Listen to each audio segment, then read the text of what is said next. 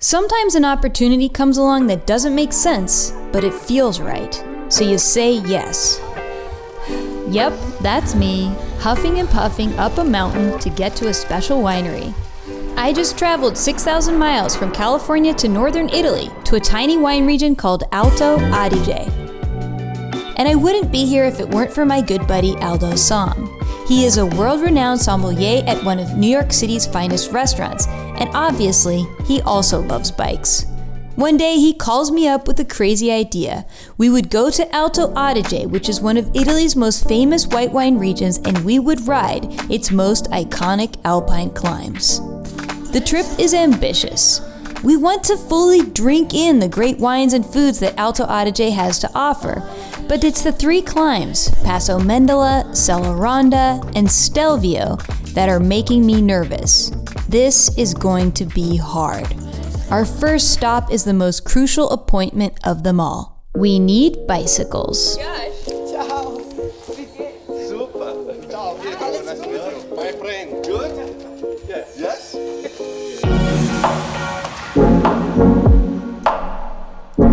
Officina Dario Pegoretti is legendary in the world of cycling, building winning frames for grand champions in the 1990s and avidly collected by fans worldwide. They're immediately identifiable by their striking paintwork. Aldo and I are in for a big surprise.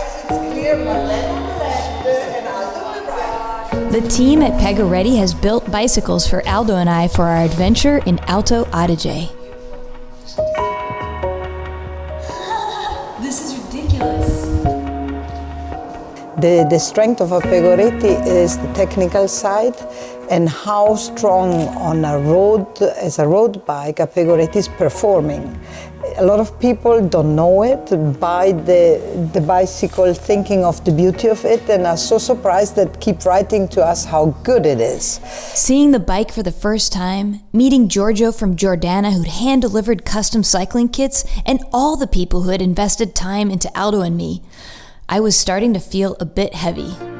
But then, I got on the bike.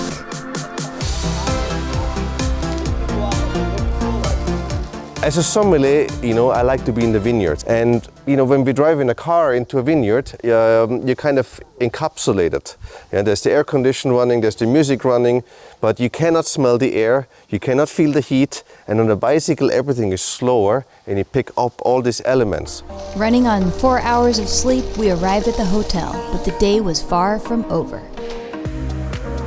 The next stop was at a nearby castle, where Count Michael, who is an actual count, explained how the climate in Alto Adige makes it possible to plant a wide diversity of grapes. I was not expecting to find Spanish Tempranillo growing here. So we work since 2005, we work everything biodynamic. People always thought we are crazy and we want to lose crop and it's getting worse. The last 2 years with these extreme weathers, we saw that our grapes were healthier, were more resistant against these weather extremes. The oak barrels, these were made of wood from the Count's own forests. And the wine, it rested listening to classical music. I'll be honest, I didn't sense Wagner in the Chardonnay, but it tasted delicious.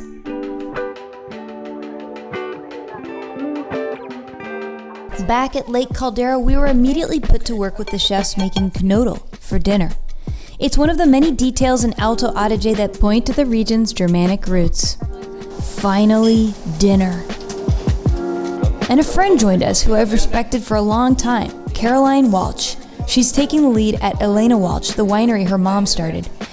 Turns out Pinot Grigio pairs excellently with Knoedel, but my mind ruminated on what was coming.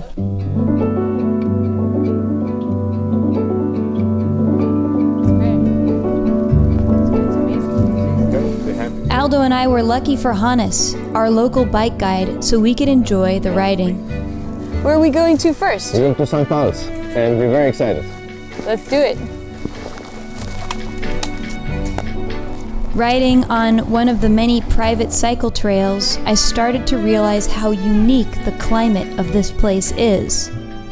Now, some of you know this already, but for those who don't, Alto Adige sits in the northernmost part of Italy, bordering Austria and Switzerland. The region has changed hands between Austria and Italy several times, which is why you'll find both a German and Italian name for everything here. One reason the region is so special is the climate. Warm Mediterranean temperatures rise up from the south and heat up the valley, while ice-cold air slips down from the Alps. You can find palm trees basking on the valley floor and on the same day be surrounded by snow in the higher elevations. As a wine-growing region, it's like nothing I've seen before. In the higher elevations and the valleys close to the Alps, Alto Adige's most important white wine varieties thrive: Pinot Grigio, Pinot Bianco, Sauvignon Blanc, Sylvaner, and Chardonnay. However, in the warmer areas, like around Lake Caldera and on the hottest south-facing slopes, you can find red grapes like Pinot Noir and Merlot. But it's the two native varieties, Vernaccia, called Schiava in Italian, and Lagrein, that I think are the most intriguing. So here in Alto Adige, you often see a very different type of training method. This is called pergola, and the vines come up from the ground and go over your heads. And now with climate change, we're finding out this is a very nice way of growing grapes because you've always got a little bit of shade. Here around me is a grape, and this is the most perfect bunch to show you. This is called Schiava, which is the most important red wine in Alto Adige. But see how the tannin is different than the one yesterday? Has more bite. Yeah, like now we're maybe next week we're starting to... We met several young producers who have teamed up to promote Santa Maddalena wines together and the rare indigenous Vernaccia grape. I was so preoccupied with the cycling challenges ahead of us that I didn't realize the real marathon was happening right now.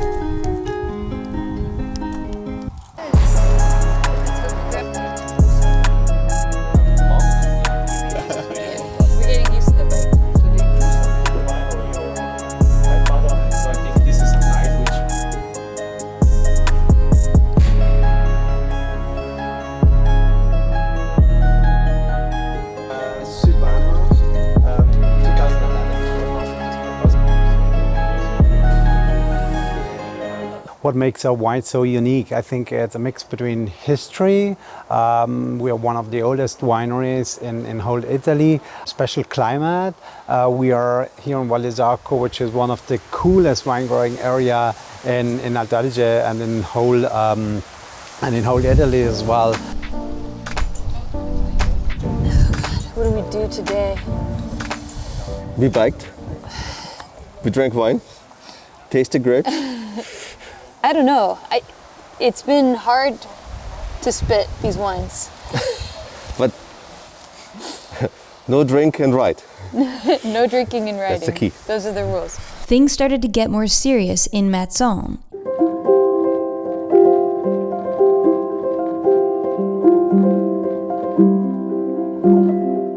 Mazzon is a pretty special area, and it is very important for Pinot Nero, or Blauburgunder, as we call it here in our area. And my father produced in 15, 16 and 17 a special selection on top of the Riserva. And after my father passed away 2 years ago, I released it because his idea always was to put the wine on the market when it's absolutely ready to drink. Fantastic. Thank you for sharing a special bottle. Cheers. Yeah, cheers. Cheers. Cheers. Yeah, now we start drinking, right? Yeah. Nice Now we start. Now Now you're loud. Now I'm allowed. When we arrived at the Hofstadter cellar, there was one last challenge: a blind tasting. The bottles that you see here are all the vintages of the first selection that my father did with Pinot. The answer was right in front of us. I just didn't see it. Red wine Pinot. Possible stem inclusion. Probably some oak. Bottle aging. But again, this is the easy part. I know. I'm getting my baseline, all right? What throws me a little bit is the order, the arrangement he serves it. Why? You think he's trying to trick you?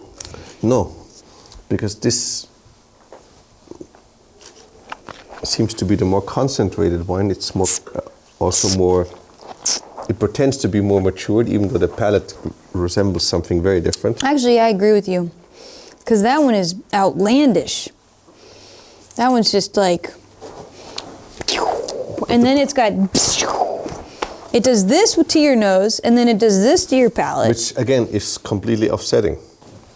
Screw cap, bam! This is the same vintage. Look at that. Bottled the same day.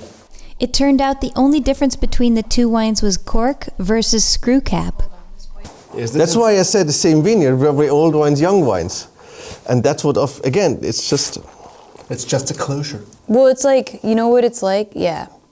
Okay, here's what it's like.